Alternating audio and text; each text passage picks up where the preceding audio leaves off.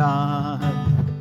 I want the peace of God. I want the peace of God. To say these words is nothing, but to mean these words is everything.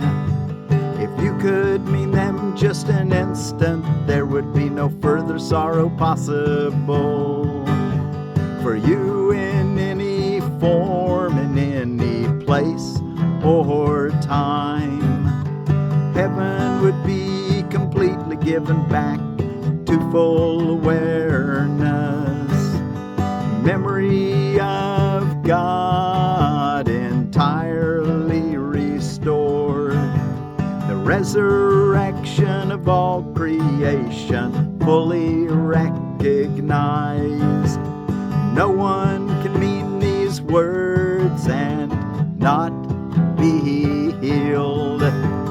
No one can mean these words and not be healed. I want the peace of God. I want the peace of God. Every obstacle that fear must flow across is surmounted in just the same way. The fear that raised it yields to the love beyond, and so the fear is gone. I want the peace of God. I want the peace of God.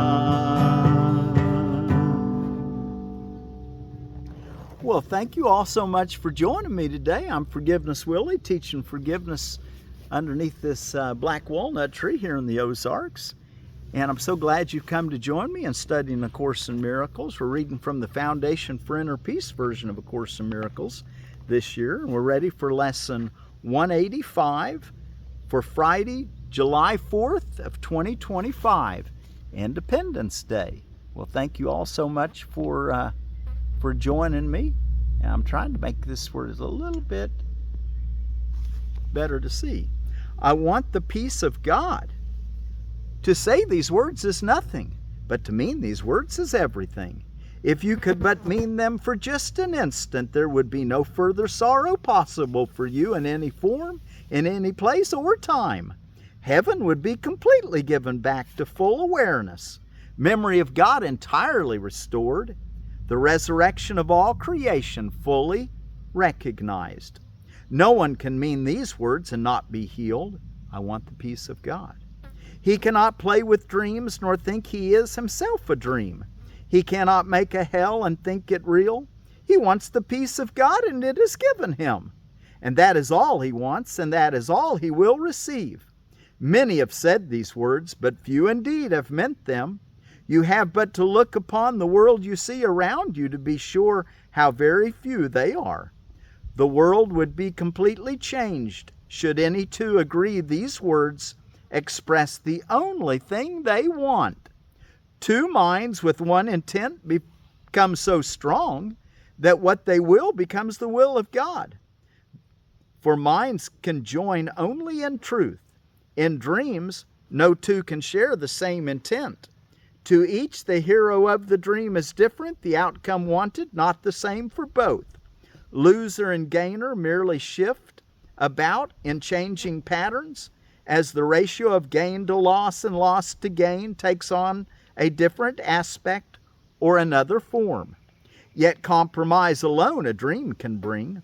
Sometimes it takes the form of union, but only the form.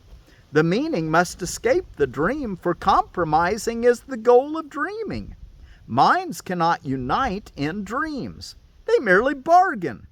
And what bargain can give them the peace of God?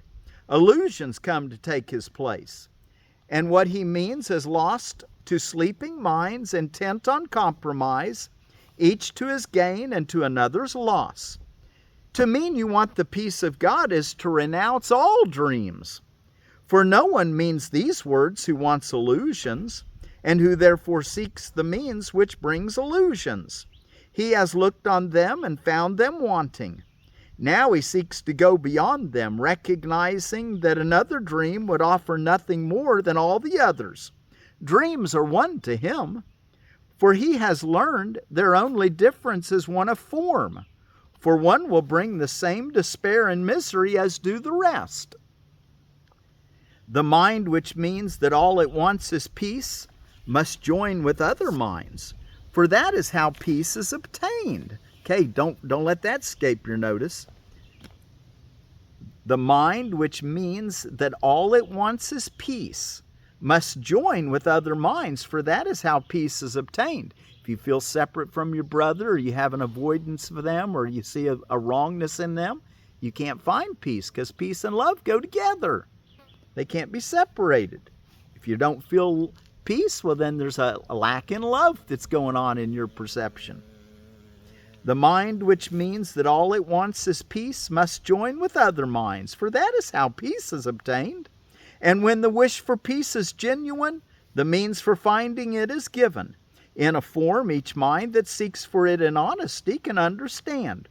Whatever form the lesson takes is planned for him in such a way that he cannot mistake it if his asking is sincere. But if he asks without sincerity, there is no form in which the lesson will meet with acceptance and be truly learned. Let us today devote our practicing to recognizing that we really mean the words we say. We want the peace of God. This is no idle wish. These words do not request another dream be given us. They do not ask for compromise, nor try to make another bargain in the hope that there may yet be one that can succeed where all the rest have failed. To mean these words acknowledges illusions are in vain, requesting the eternal in the place of shifting dreams, which seem to change in what they offer, but are one in nothingness. They're illusions. Today, devote your practice period to careful searching of your mind to find the dreams you cherish still. Here's what you do in your practice period.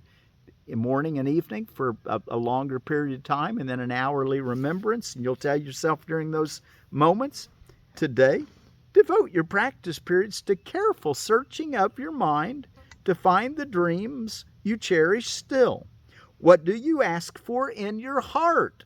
Forget the words you use in making your request. Consider but what you believe will comfort you, what will bring you happiness. But be not dismayed by lingering illusions, for their form is not what matters now. Let not some dreams be more acceptable, reserving shame and secrecy for others.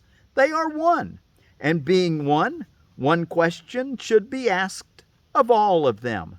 Is this what I would have in place of heaven and the peace of God? Wow. Forget what you're asking for with your words. What's your heart asking for? What do you believe will comfort you and bring you happiness? That's what you're going to search out today. And if it doesn't bring you peace, it's time to let it go. This is the choice you make. Be not deceived that it is otherwise. No compromise is possible in this.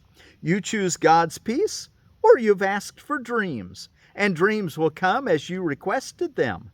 Yet will God's peace come just as certainly and to remain with you forever.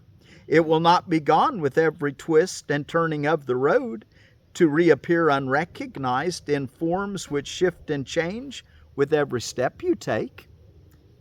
You want the peace of God, and so do all who seem to seek for dreams.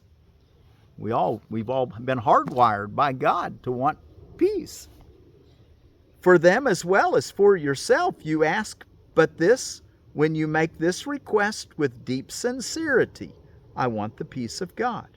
For thus you reach to what they really want and join your own intent with what they seek above all things. Perhaps unknown to them, but sure to you. You have been weak at times, uncertain in your purpose, and unsure of what you wanted, where to look for it, and where to turn for help in the attempt. Help has been given you, and would you not avail yourself of it by sharing it? No one who truly seeks the peace of God can fail to find it. No one who truly seeks the peace of God can fail to find it. For he merely asks that he deceive himself no longer, by denying to himself what is God's will. Who can remain unsatisfied who asks for what he has already? Who could be answered who requests an answer which is his to give? The peace of God is yours. For you was peace created, given you by its Creator, and established as His own eternal gift. How can you fail when you but ask for what He wills for you? And how could your request be limited to you alone? No gift of God can be unshared. Wow, God gives His love, and now you have to share your love with others. That's the gift of God, that love extension. No gift of God can be unshared. It is this attribute that sets the gifts of God apart from every dream that ever seemed to take the place of truth. No one can lose, and everyone must gain whenever any gift of God has been requested and received by anyone. God gives but to unite. To take away is meaningless to Him. And when it is as meaningless to you, you can be sure you share one will with Him, and He with you. And you will also know you share one will with all your brothers, whose intent is yours. It is this one intent we seek today, uniting our desires with the need of every heart, the call of every mind, the hope that lies beyond despair, the love attack would hide, the brotherhood that hate has sought to sever, but which still remains as God created it. With help like this beside us, can we fail today as we request the peace of God be given us? Isn't that sweet? I'm going to move my guitar out of the sun. Okay, well, let's go look in our text reading, and let's be sure to don't look at just your words. Let's look at your heart today, and make sure that you love your neighbor as yourself, so that you can have peace, said simply. The fourth obstacle is, we're in chapter 19, the attainment of peace, Roman numeral 4, the obstacles to peace. D, the fourth obstacle, the fear of God. What would you see without the fear of death? What would you feel and think if death held no attraction for you? Very simply, you were to remember your Father, the Creator of life, the source of everything that lives, the Father of the universe and of the universe of universes, and of everything that lies even beyond them, would you remember. And as this memory rises in your mind, peace must still surmount a final obstacle, after which is salvation completed, and the Son of God entirely restored to sanity. For here, your world does end. And you don't die when it ends, but you do change your value system to value in the atonement and nothing else, or the at-one-ment and love, peace. Paragraph 2, the fourth obstacle to be surmounted hangs like a heavy veil before the face of Christ. Yet as His face rises beyond it, shining with joy because He is in His Father's love, peace will lightly brush the veil aside and run to meet Him, and to join with Him at last. For this dark veil which seems to make the face of Christ Himself like to a leper's, and the bright rays of His Father's love that light His face with glory, appears as streams of blood, fades in the blazing light beyond it when the fear of death is gone. This is the darkest veil, upheld by the belief in death and protected by its attraction. The dedication to death and to its sovereignty is but the solemn vow, the promise made in secret to the ego never to lift this veil, not to approach it, not even to suspect that it is there. This is the secret bargain made with the ego, to keep what lies beyond the veil forever blotted out and unremembered. Here is your promise never to allow union to call you out of separation, the great amnesia in which the memory of God seems quite forgotten, the cleavage of yourself from you, the fear of God, the final step in your dissociation. Paragraph 4. See how the belief in death would seem to, end quote, save you. For if this were gone, what could you fear but life, or God, or love? It is the attraction of death that makes life seem to be ugly, cruel, and tyrannical. You are no more afraid of death than of the ego. These are your chosen friends, for in your secret alliance with them you have agreed never to let the fear of God be lifted, so you could look upon the face of Christ and join him in his Father. Paragraph 5. Every obstacle that peace must flow across is surmounted in just the same way. The fear that raised it yields to the love beyond, and so the fear is gone. And I included that in our song because I thought it was such a valuable little encouragement to take with us. Every obstacle that peace must flow across is surmounted in just the same way. The fear that raised it yields to the love beyond the obstacle, and so the fear is gone. And so it is with this. The desire to get rid of peace and the drive the Holy Spirit from you fades in the presence of the quiet recognition that you love him. Again on that. The desire to get rid of peace and drive the Holy Spirit from you fades in the presence of the quiet recognition that you love him. The exaltation of the body is given up in favor of the Spirit, which you love as you could never love the body. And the appeal of death is lost forever as love's attraction stirs and calls to you. From beyond each of the obstacles to love, love itself has called, and each has been surmounted by the power of the attraction of what lies beyond. Your wanting fears seemed to hold them in place. Yet when you heard the voice of love beyond them, you answered, and they disappeared.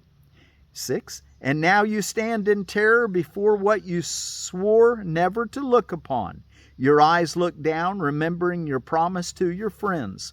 The loveliness of sin, this is all in quotes, the word friends, loveliness, and holy are all in, because it's not true loveliness, is it?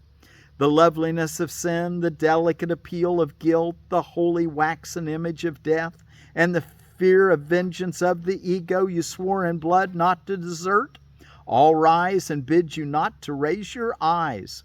For you realize that if you look on this and let the veil be lifted, they will be gone forever. And all your, in quotes, friends, your, in quotes, protectors, and your, in quotes, home will vanish. Nothing that you remember now will you remember. That's the world will be totally undone. It seems to you the world will utterly abandon you if you but raise your eyes. Yet all that will occur is you will leave the world forever. This is the reestablishment of your will. Look upon it open-eyed, and you will never more believe that you are at mercy of things beyond you, forces you cannot control, and thoughts that come to you against your will. It is your will to look on this. No mad desire, no trivial impulse to forget again, no stab of fear, nor the cold sweat of seeming death can stand against your will. For what attracts you from beyond the veil is also deep within you, unseparated from it and completely one. And then this next section is the lifting of the veil. But remember, he says that we want to look at what's going on, and not, even though we've gone beyond the fear of death, that the ego is going to say, but you don't really want to do that. And so you're going to be afraid to go on, and now you're going to have the fear of God, or the fear of life, or the fear of love. But he says that just look at it all and calmly just let it pass. Let's go ahead and read a little bit out of this next little section, I, the lifting of the veil, paragraph 8. Forget not that you came this far together, you and your brother, and it was surely not the ego that led you here. No obstacle to peace can be surmounted through its help. It does not open up its secrets and bid you look on them and go beyond them. It would not have you see its weakness and learn it has no power to keep you from the truth. The in quotes, or not in quotes, the capital G, the guide who brought you here remains with you, the Holy Spirit. And when you raise your eyes, you will be ready to look on terror with no fear at all. You've come with your brother. You've learned to forgive. You've learned to appreciate your brother. So you've entered into a new higher dimension. The guide who brought you here remains with you. And when you raise your eyes, you will be ready to look on terror with no fear at all. But first lift up your eyes and look on your brother in innocence, born of complete forgiveness of his illusions, and through the eyes of faith that sees his illusions not. 9. No one can look upon the fear of God unterrified unless he has accepted the atonement and learned illusions are not real. No one can stand before this obstacle alone, for he could not have reached this far unless his brother walked beside him. And no one would dare to look on it without complete forgiveness of his brother in his heart. Stand you here a while and tremble not. Tremble not because you've practiced forgiveness. You're going to embrace your brother instead of being afraid. You will be ready. Let us join together in a holy instant. If you're having a little difficulty, just let everything go and enter into a non-judgmental space of being able to go back to lesson 1. I do not know what anything means. I don't know what anything's for. Just go back there. Have that holy instant. Let the Holy Spirit teach you. Let us join together in a holy instant, where in this place where the Holy Spirit, here in this place, let's read that again. Let us join together in a holy instant, here in this place where the purpose given in a holy instant has led you, and let us join in faith that He who brought us here together will offer you the innocence you need, and that you will accept it for my love and His. 10. Nor is it possible to look on this too soon. This is the place to which everyone must come when he is ready. Once he has found his brother, he is ready.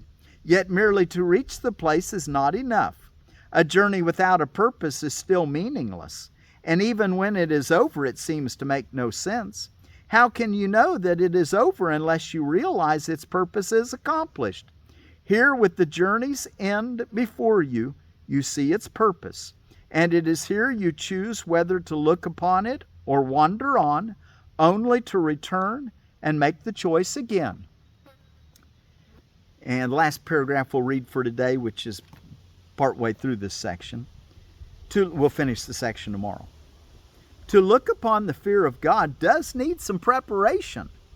Only the sane can look on stark insanity and raving madness with pity and compassion, but not with fear. For only if they share in it does it seem fearful. And you do share in it until you look upon your brother with perfect faith and love and tenderness. Wow. Before complete forgiveness, you still stand unforgiving. You are afraid of God because you fear your brother. Those you do not forgive, you fear. And no one reaches love with fear beside Him. Remember, when you're afraid of your brother, you're really afraid of God, because that's God's representative in the world.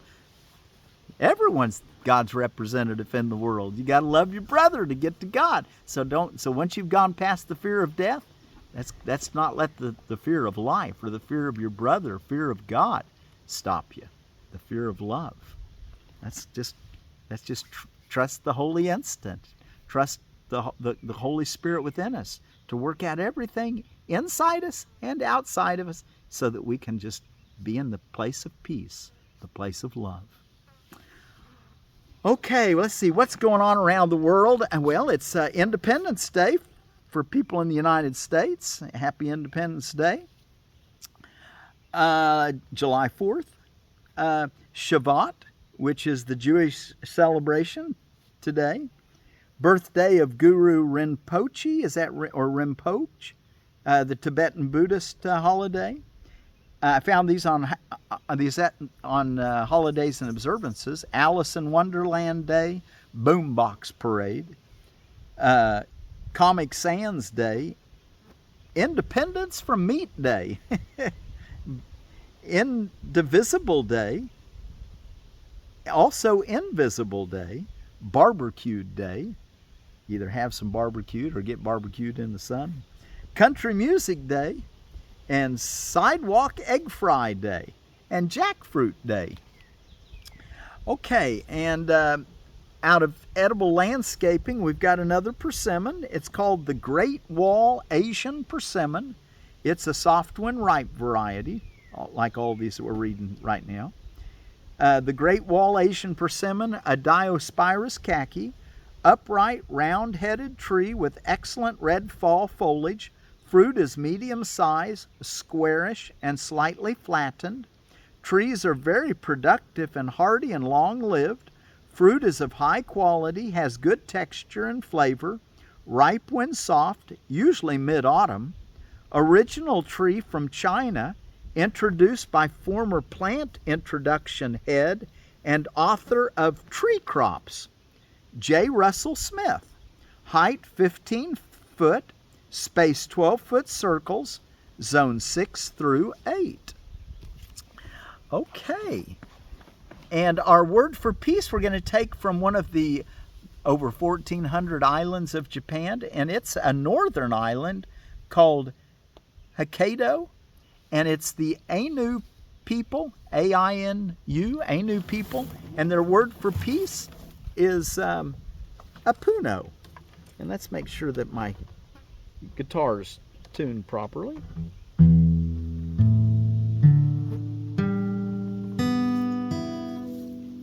I think we're okay.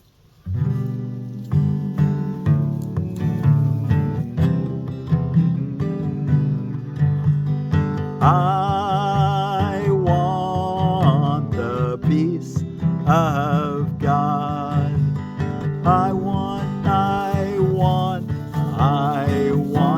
the peace of God.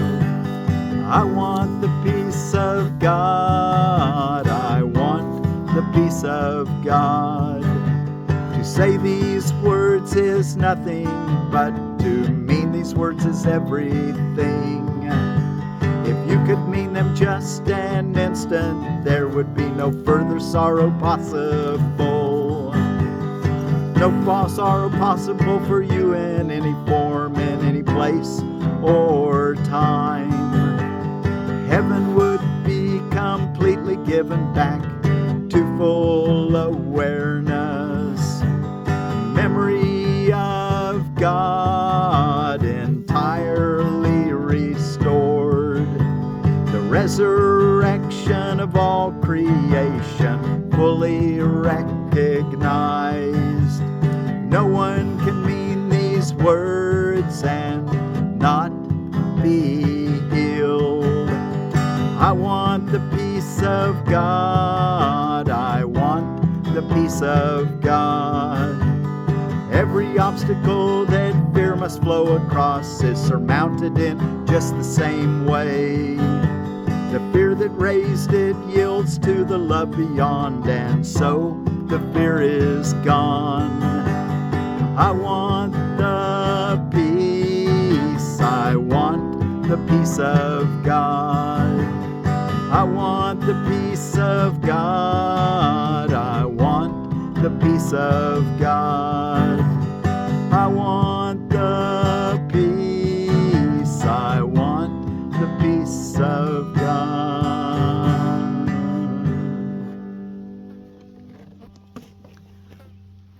So let's see what your heart's asking for. What is it that you want that makes you happy, that makes you feel comforted, that brings you true peace?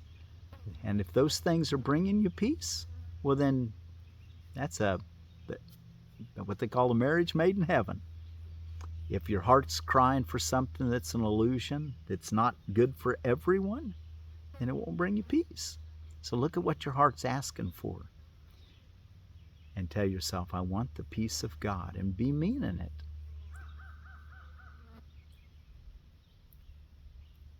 Appuno. That's a small group of people that live on that island. Appuno. There's not a lot of them left. So we'll say peace with them around the world. Appuno. I want the peace of God. Appuno.